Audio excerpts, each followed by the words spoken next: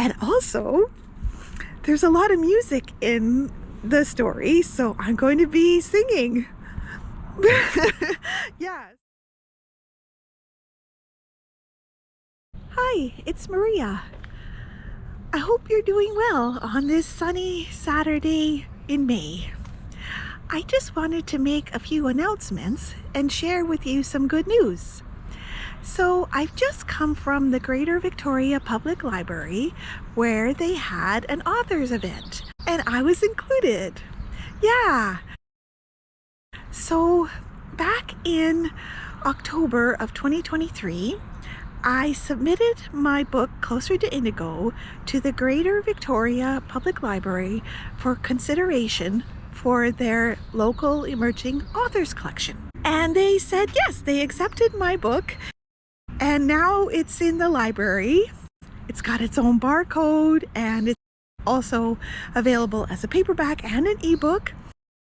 And so they just had this unveiling ceremony today, and it was kind of cool because it's like, wow, you know, I've come so far. Like all the hours it took for me to write the book and all the learning it took for self-publishing, and to actually have my book, my story in the public library is pretty amazing. And I'm just so grateful. So yeah, so I'm super excited about that. And the next step for me, I want to record my book as an Audible.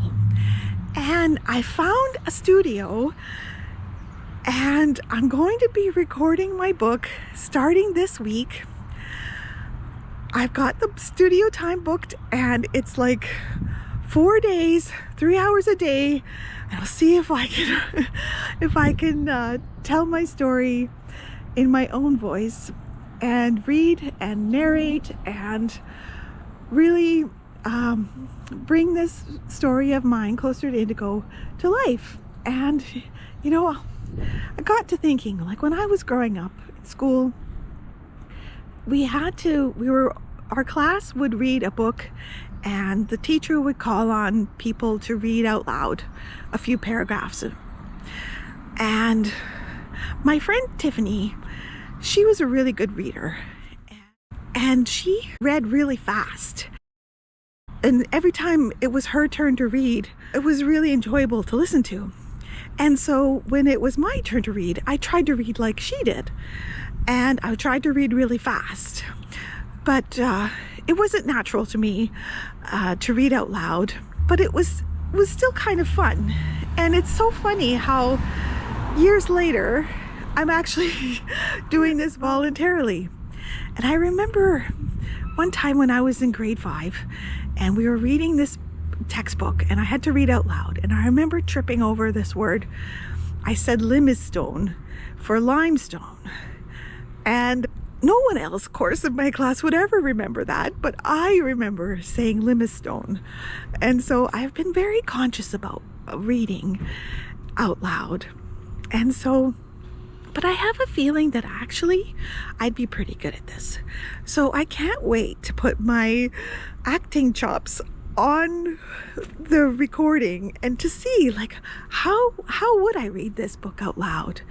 And it's going to be pretty good because it's going to have the way I intended things to sound, and also I'm going to be speaking in different languages every now and then. Like it'll just go into like a few words in a different language, and also there's a lot of music in the story, so I'm going to be singing. Yeah, so we'll see how that goes. And yeah, so I'm super excited to get the studio space, and I'm going to be driving up to Duncan, which is about an hour away from here. And so I'm gonna do it. I'm gonna record it, and then we'll see about editing, and then upload it to Audible, and then take it from there. Yeah. Super excited. So my book is really like going places now, you know, with the Amazon and the library, and my TV series, Sandwich Emerging Land, Emerging People, where I read snippets from the book, and now Audible. Like, yeah, so I'm milking this as much as I can. Anyway, so I hope that that you that if you have any tips about how to do any voice narration, let me know. And yeah, I'll talk to you soon. Bye.